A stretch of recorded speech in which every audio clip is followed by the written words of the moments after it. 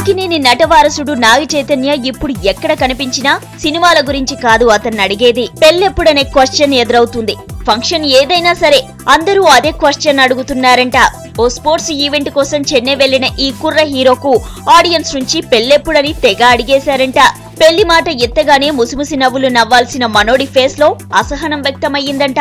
దేవుడా అనేంతగా ఎక్స్ప్రెషన్ పెట్టేసి వచ్చే ఏడాది తప్పకుండా చేసుకుంటా అని చెప్పేశాడంట.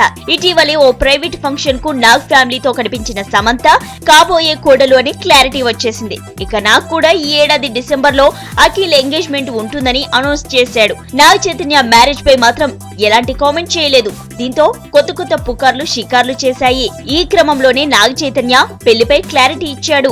వచ్చే ఏడాది తప్పకుండా పెళ్లి చేసుకుంటా, డేట్ డిసైడ్ కాగానే అనౌన్స్ చేస్తానంటూ చెప్పుకొచ్చాడు.